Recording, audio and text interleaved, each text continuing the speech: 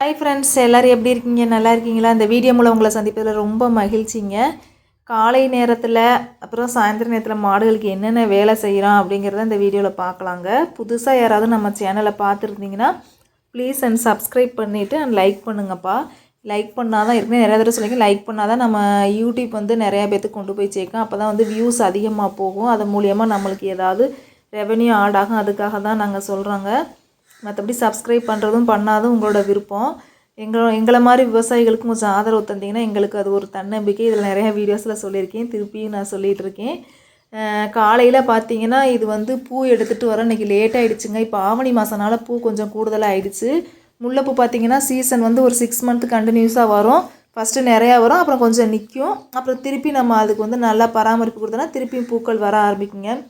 அதனால் எப்பொழுதும் இப்போ கொஞ்ச நாளாகவே பூ கம்மியாக இருக்கனால நம்ம வந்து ஒரு 7 மணிக்கு பூ எடுக்க போனால் கூட போதும். வீட்டில் எல்லாம் அவரும் பால் கறந்துட்டு நானும் வீட்டில் பாப்பாவுக்கு சமையல் வேலையெல்லாம் முடிச்சுட்டு ஒரு 7 மணிக்கு போனோம்னா ஒரு 8:30க்கெலாம் எடுத்துடுவோம். ஆனால் இப்போ என்ன பார்த்தீங்கன்னா இப்போ 2-3 நாளாகவே பூக்கள் வரத்து அதிகமாகிடுச்சு. நம்மளுக்கு வந்து ஆட்கள் வந்து கிடைக்காதுங்க இங்கெல்லாம். அதனால் அண்ணா இப்போ வந்து எங்களுக்கு கொஞ்சம் சீக்கிரமாகவே எந்திரிக்கிற மாதிரி இருக்குது. அண்ணா பார்த்தீங்கன்னா ஒரு 4:30 4:45 எந்திரிச்சிடாரு. நான் ஒரு 5 மணி 5:15 இப்போ 2 நாளாக எந்திரிச்சிட்ருக்கேன். இல்லாட்டினா எப்பொழுதும் ஒரு 5:30க்கு மேலே தான் எந்திரிப்பேன். அதனால் இப்போ பூ வரத்து அதிகமாக இருந்தனால நம்ம வந்து சீக்கிரமே பாப்பாவுக்கு வேன் வந்து 8 மணிக்கெல்லாம் வந்துடும். அதனால் அவங்களுக்கு சமையல் பண்ணி கொடுக்கணும்ல. அதனால் அந்த நேரத்தில் சாணம் அள்ள முடியாது. கொஞ்சம் சீக்கிரம் எழுந்திரிச்சானா மாட்டு சாணம் வந்து அண்ணா எல்லாமே அள்ளி முடிச்சுட்டு பால் கறவை ஃபுல்லாக கம்ப்ளீட்டாக முடிச்சிருவாங்க. இதுக்கிடையில் நான் சமையல் வேலையை பார்த்துக்கிட்டே ஃப்ரெஷ்ஷாக பால் கறந்து அண்ணா தருவாங்களா, அப்படியே உடனே காஃபி குடிக்க மாட்டான். காலையில் டீ மட்டும் குடிப்பான். 2 பேர்த்துக்கு மட்டும். பாப்பா 2 பேர் வந்து டீ காஃபி விரும்ப மாட்டாங்கங்க. பெரியவ வந்து கொஞ்சம் சீக்கிரம் எழுந்தால் குடிப்பாள். இல்லாட்டினா வந்து ஈவினிங் மட்டும்தான். சின்ன பாப்பாவுக்கு டீயே பிடிக்காதுங்க. அதனால் நாங்கள் 2 பேர் மட்டும் நம்ம பாலில் அதனால் எக்ஸ்ட்ரா எடுத்து நல்லா ஸ்ட்ராங்காக கலந்து டீ போட்டு குடிச்சிருவோங்க. குடிச்சு முடிச்சுட்டு இன்றைக்கெல்லாம் பார்த்தீங்கன்னா நான் ஒரு 6:30க்கெலாம் பூ எடுக்க போயிட்டேன். அண்ணா பார்த்தீங்கன்னா ஒரு 6:15க்கெலாம் பூ எடுக்க போயிட்டார். நம்ம பால் கறந்து அண்ணா வச்சுருவாங்க. 4 மாடு பால் கறக்கிறோம். எல்லாமே பார்த்திங்கன்னா வத்து கறவை மாதிரி தாங்க. மாடு வளர்ப்பில் பார்த்திங்கன்னா ஃப்ரெஷ்ஷாக ஒரு 2 மாடு பால் கறவையில் இருக்கணும், 2 வத்து கறவையாக இருக்கணும். அந்த மாதிரி இருந்தால் தான் வந்து லாப நோக்கில் நம்ம கொண்டு போக முடியும். ஆனால் நம்ம வீட்டில் எல்லாம் ஒரே டோட்டலாக எல்லாமே வத்து கறவையாக இருக்குது. அதனால் கொஞ்சம் கஷ்டமாக இருக்குதுங்க.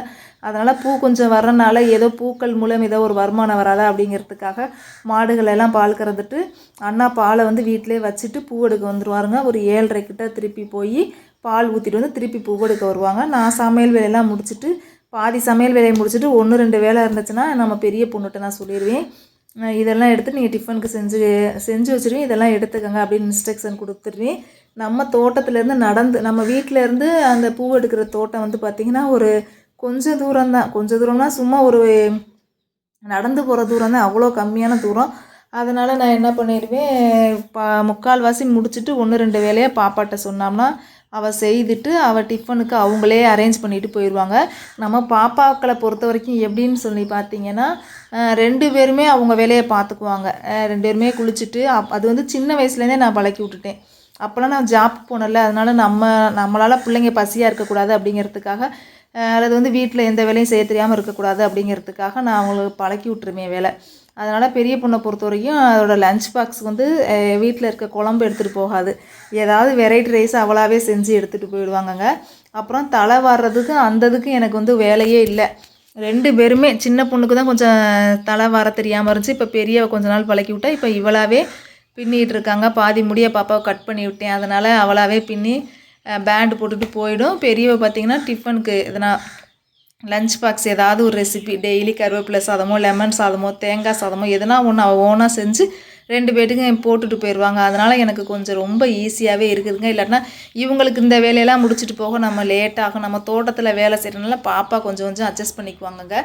காலையில் பார்த்திங்கன்னா அந்த கட்டுத்தரை கூட்டுறது தாங்க ரொம்ப பெரிய வேலையாக இருக்கும்.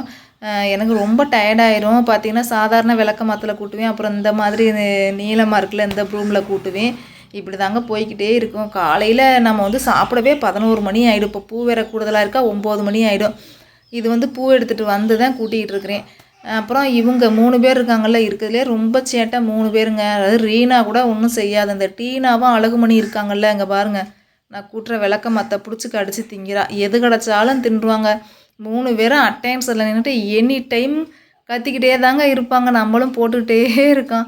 இங்கே பாருங்கள் என்ன மாதிரி பண்ணுறான்னு சொல்லிட்டு அப்புறம் 7:30க்கு அண்ணா பால் ஊற்றிட்டு வந்து திருப்பி பூ எடுக்க வருவாங்க. நான் வந்துட்டு சீக்கிரமாகவே போயிடுவேன். பாப்பா அவங்களாவே 8 மணி 8:15க்கு வேன் வந்துருங்க, கிளம்பி போயிடுவாங்க. நம்ம காலை வேலையே இப்படியே கண்ணை கட்டுற மாதிரி ஆகிடுங்க. அப்புறம் 10 மணிக்கு தண்ணி விட்டுட்டு ஒரு மதியானம் ஒரு 2 மணி நேரம் 3 மணி நேரம் ரெஸ்ட்டுங்க. அந்த நேரத்தில் மற்ற வீட்டில் ஏதாவது ட்ரெஸ் வாஷ் பண்ணணும், இந்த மாதிரிலாம் செய்கிற மாதிரி இருக்கும்.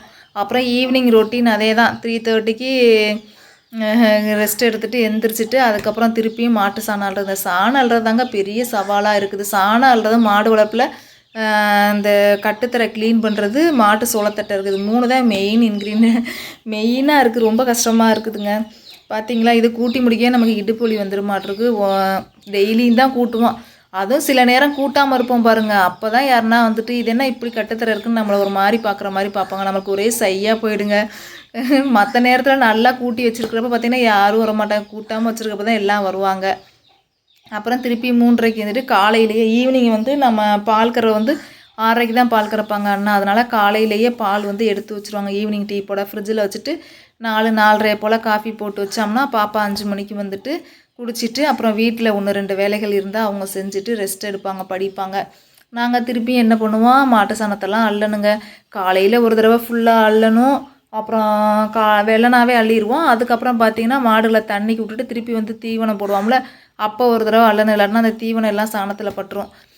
அப்புறம் அந்த 2 தடவை அள்ளிட்டாமா திருப்பி பார்த்திங்கன்னா ஒரு 3 மணியை போல் அள்ளுவோம். அப்புறம் ஈவினிங் அள்ளுவோம். அப்புறம் நைட்டு அள்ளுவோம். ஒரு நாளைக்கே 4-5 தடவை நம்ம வந்து அந்த மாட்டு சாணங்களை அள்ளினாதாங்க நம்மளால் கஷ்டம் இல்லாமல் இருக்கும். ஏன்னா 4 மாடு 5 கன்றுக்குட்டி 5 கன்றுக்குட்டி அப்படிங்கிறப்ப நம்மளுக்கு வந்து மொத்தம் 9 பேர் இருக்கனால நம்மளுக்கு வந்து இந்த சாணம் அள்ளுறது ரொம்ப கஷ்டமாயிடும். அதுவும் கொஞ்சம் நேரம் ஆயிடுச்சுன்னு வச்சுங்களேன், இந்த 3 பேர் இருக்காங்களே ரீனா டீனா அழகுமணி போட்டு மிதின்னு மிதித்து பாதி இதாக்கிடுவாங்க, பாதி கோழி கலைச்சிரும். அதை உருட்டி அள்ளவங்களாட்டியும் பாதி பிராணம் போயிடுங்க. அடுத்து பார்த்திங்கன்னா இது ஈவினிங் வந்து இதான் கோஎஃப்எஸ் 29 பார்க்குறேன். இந்த சோளத்தட்டை ஒரு சகோதரர் நம்மளுக்கு வாங்கி கொடுத்தாங்க. அதுவும் போட்டிருக்கான். நாட்டு சோளம் ஒரு பக்கம் போட்டிருக்கான். அப்புறம் ரெட் நேப்பியர் கொஞ்சம், சூப்பர் நேப்பியர் கொஞ்சம். காலையில் பார்த்திங்கன்னா அந்த சூப்பர் நேப்பியரும் சோளத்தட்டையும் அறுப்பான். சாயந்தரம் அந்த கோஎஃப்எஸ் 90 இருக்குல்ல 29 இது வந்து அறுத்துருவோம். இடையில வந்து வைக்கோல் போட்டுக்குவாங்க. காலையில் ஒரு 2 கட்டு அறுத்துருவோம், ஈவினிங் 2 கட்டு அறுத்துருவோம். இதாங்க ரொம்ப கஷ்டமாக இருக்குது. அதனால் ஓய்வு இல்லாமல் வேலை இருக்குது. எங்கிட்டாவது கிளம்பணும்னா இதெல்லாம் பார்த்து முடிச்சுட்டு கிளம்புறதுக்கே எப்படா கிளம்புவோமா, பேசாமல் உட்காந்துக்கலாமா அப்படிங்கிற மாதிரி இருக்குது. இப்போ பார்த்திங்கன்னா மேய்ச்சலும் இல்லைங்க. மழை என்னன்னு தெரியல, இந்த தடவை சரியாகவே வரலைங்க. இப்படி தான் என்னோட ஒரு நாள் பொழுது போகுது. இதில் பார்த்திங்கன்னா நம்ம மாட்டுக்கு தண்ணீர் விடுறதெல்லாம் நம்ம காமிக்க முடியலை, சோளத்தட்டை போகிறதெல்லாம் காமிக்க முடியல. ஒவ்வொன்றும் நம்ம வந்து எல்லாம் வீடியோ எடுத்தேன்னு வச்சுங்களேன், இன்னும் 15 நிமிஷம் 20 நிமிஷத்துக்கிட்ட ஆகுங்க. பொழுதன்னைக்கு நம்மளுக்கு வேலை தான். நம்மளாக பார்த்து ரெஸ்ட் எடுத்தால் தான் என்ன பண்ணுறதுங்க. ஓகேங்க, இதுவும் ஒரு லைஃப். நம்ம லைஃப் வாழ்ந்து தானே ஆகணும். ஓகேங்க, தேங்க்ஸ் ஃபார் வாட்சிங். பாய்.